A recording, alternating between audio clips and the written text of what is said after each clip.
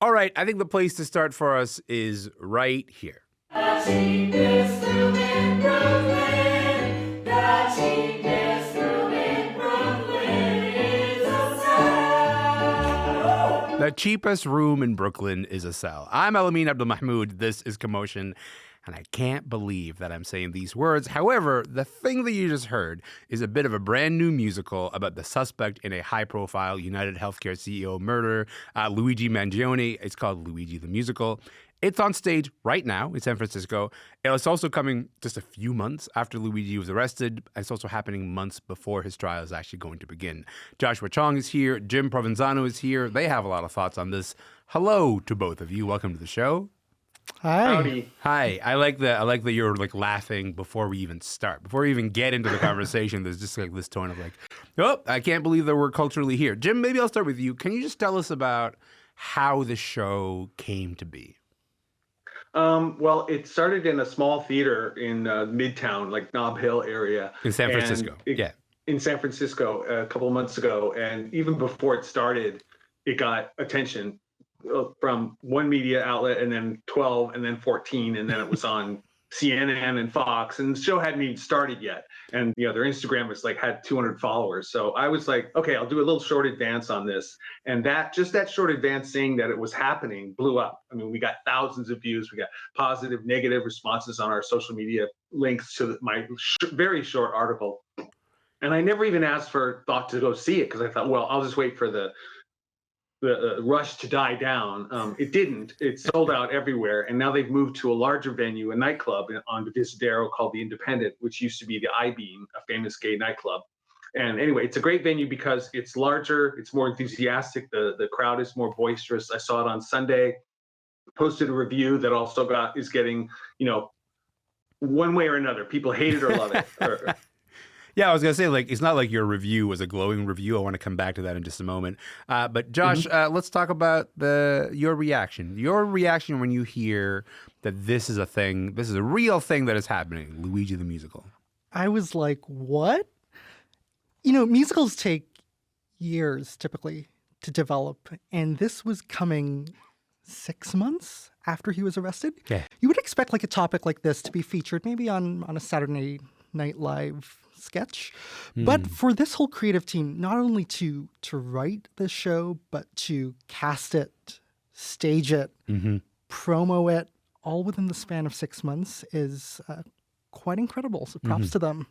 Yeah, the idea of, you see this news story happen. Luigi's arrested in December. The idea that you would open this musical 6 months later, it just unfathomable to anyone who seems to, know the space of musical theater pretty well. Jim, you got to see the show, and we're going to get to whether you think it works as a satire or not in a moment. But I think maybe it would be helpful to explain to people, what is the rundown of the show? What happens in Luigi? It's, again, a satire. So there was a brief stand-up comic who was very funny. He was also in an orange jumpsuit, as the 4 cast members and the pianist accompanist are. And it just basically starts with him being thrown into jail, having a little encounter with the guard, who is the actor is also one of the producers of the show. And then he meets his cellmates, who turned out to be Diddy, and the other is I forget the acronym, but Sam Bankman-Fried. Yeah. SBF, the crypto fraudster, who is played by a very cute, funny, talented, non-binary actor. And they sing songs, and it's in a kind of sketch comedy structure, as you said. It's a Saturday Night Live sketch that is actually extended to 90 minutes. Yeah, hilarity ensues. There's an attempted prison break. There are musical numbers. There's tap numbers. There are moments of intimacy and actually, facing the issues related to it that Luigi personally, the actual person, faces with his back injury. But it's lighthearted and kind of guileless, I think is a perfect word. I don't think they realized what they had struck, what zeitgeist moment they had. They just thought, well, we can do this. And it's a tiny theater company, mostly LGBT people. And it's not like a huge budget. There's really no set other than 3 chairs and a bed. It's really about the 4 actors singing and dancing and acting in orange jumpsuits. I'll tell you what draws my attention to the story. What draws my attention to the story is that it's using a kernel of a truth, a real thing that is happening or did happen, which is that, Diddy and Luigi and Sam Bankman-Fried, they all shared, they're all incarcerated in the same facility in New York while awaiting various different trials. Then, Josh, we've talked, before about like the idea of like, adapting something that is happening in the news to the big screen. The idea like that can kind of happen a little bit kind of quickly. The idea that this happens, first of all, comes out during the Diddy trial, which is quite fascinating in terms of timing, but also ahead of Luigi's trial. Like the Luigi trial has not happened yet. Have we seen something like this before? We have, and I think it's happening more recently. Okay. Look back in history, for example, the musical Chicago, for example. He had it coming. Perfect. Yep. Right. It's based on real events. This journalist who covered these trials of these women who murdered their husbands and allegedly murdered their husbands and got off with it. She turned it into, I believe, a play at first, and then it was adapted into the musical that we now know as Chicago. But that took decades, right? It was decades. Yeah, the play was before 1926. Yes, Like it yeah. took 50 years to get to the musical. Same with Come From Away, right? Yeah. 9/11. Yeah. On the 10th anniversary, the Canadian writers went to Gander, interviewed the subjects, and then 5 years later, 2016, about 15 years after 9/11, did Come From Away premiere. But now we're starting to see, things start to shift and musicals being a bit more reactive now. This musical, Luigi, isn't the first. Just last year at the Edinburgh Fringe Festival, there were 2 shows about Gwyneth Paltrow's ski trial, Yeah. right? 2 of them, and they made international headlines. The New York Times sent a critic there to cover it. One of them was so successful that it transferred to the West End. So I think what we're seeing is, composers and writers trying to capitalize on the cultural zeitgeist. I think the thinking in the past was that, no, there needed to be this time for people to kind of reflect, and on playwrights to kind of reflect and kind of digest all of this before turning it into a theatrical work, and that we'd leave it for other mediums like Saturday Night Live to offer that kind of instant reaction. Yeah. But I think now musical theater writers, such as the creators of this musical and the 2 Gwyneth Paltrow shows, are saying, why can't we be the ones that are reacting to this first? Yeah, in a very real sense, actually, like the notion that it's not 1 but 2 Gwyneth Paltrow ski trial performances at Fringe tells you something about like the ways that we want to see the maybe absurd or just like really striking things that we're watching in the news, sort of like actually like represented on the stage in some kind of way. I guess I'm curious, Jim, when you think about the stage, like do you think about the stage as a space to sort of react to things relatively quickly, or does that feel like maybe not the place where these conversations should be had? I would hesitate to limit or to say what the theater producers can or cannot do, particularly in the Bay Area, where I just going through a KQED article with theater writers and artists saying what they can do to survive these drastic NEA cuts from a very cartoonishly fascistic government. So there's really the tone, the read the room is anything goes now because everything is so crazy. The Onion can't even keep up. I think one phrase that stuck in my head through considering this show is comedy is someone else's tragedy plus time and distance. And the thing that the critics, the negative critics have about this is that there hasn't been, as you said, enough time for people to process it. It's still ongoing, but the whole arrest and arraignment of Luigi Mangione was performative theater in itself. Yeah, I think that the ways that those images kind of played in the press over and over again. You saw like very like detailed analysis of his haircuts, like the days that you sort of like come out of prison and go like someone has been tending to his fade. Like it really was a sort of very theatrical thing that played out. You go like this person's accused of a real crime.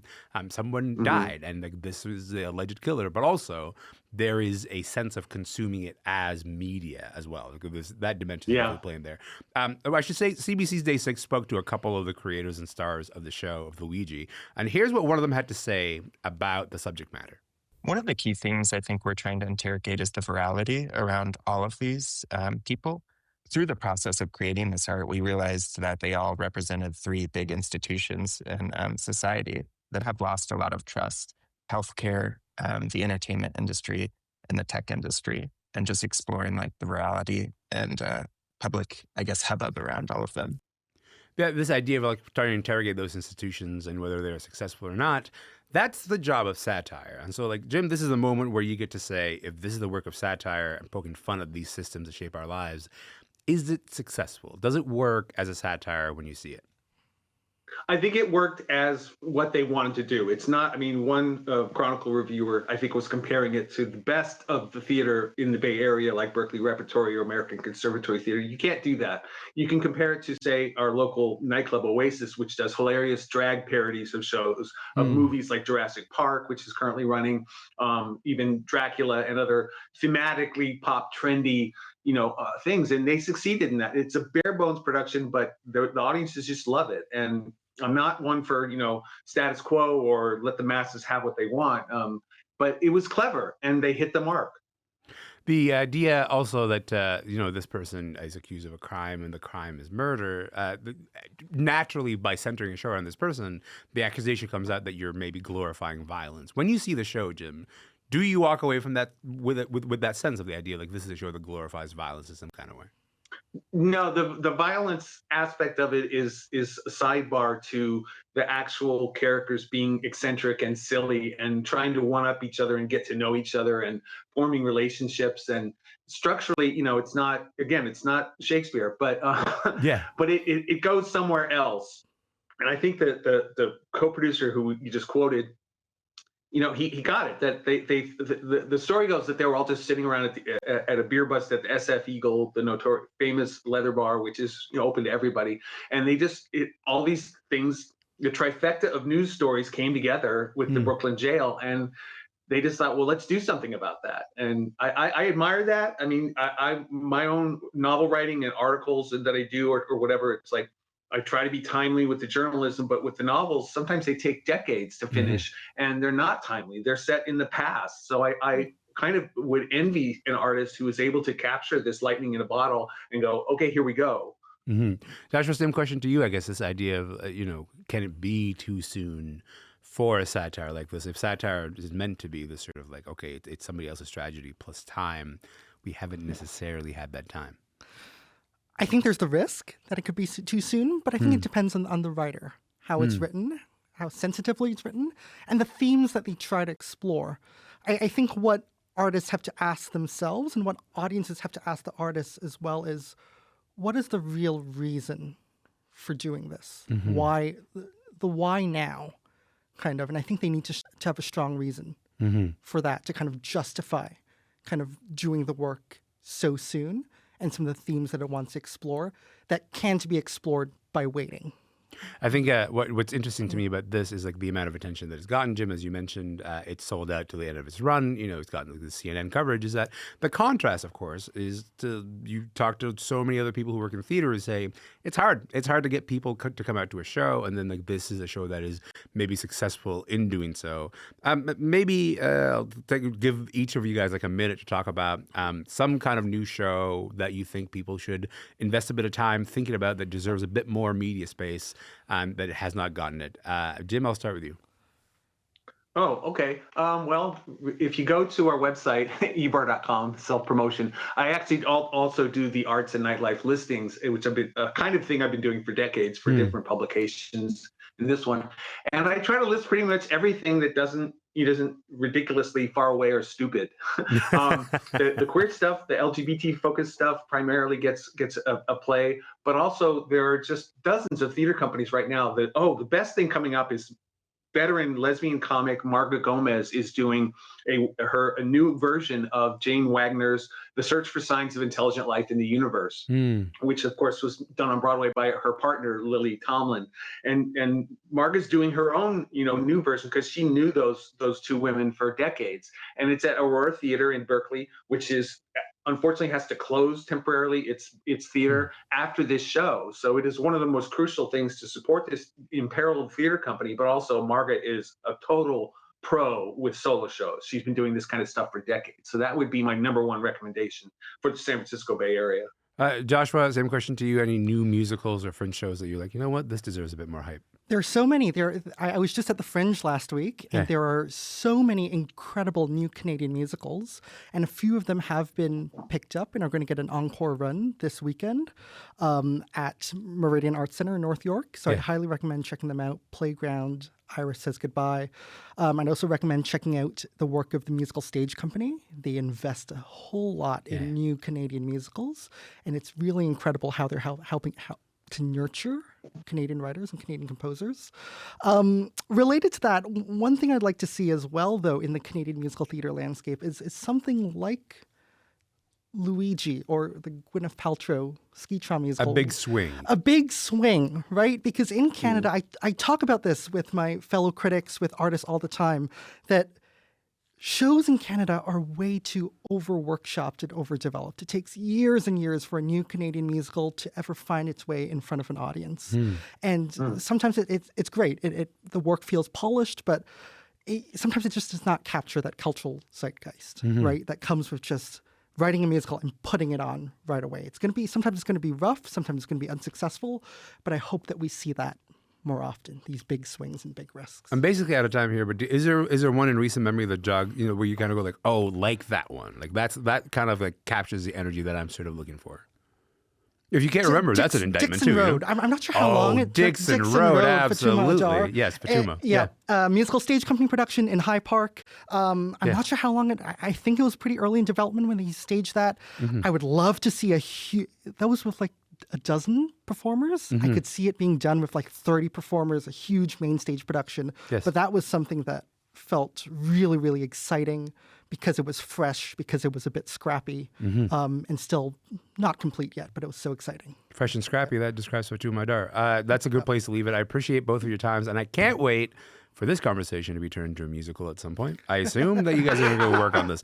Thank you so much for your time, you guys. Thank you. Thank you. Sure. Yeah. Thank you very much. Of course, much appreciated. Joshua Chong is an arts critic and culture reporter for the Toronto Star. He joined me right here in studio. And Jim Provenzano is an author and the arts editor for the Bay Area Reporter. He's in San Francisco. Luigi the Musical's next performance is on July 22nd at the Independent in San Francisco.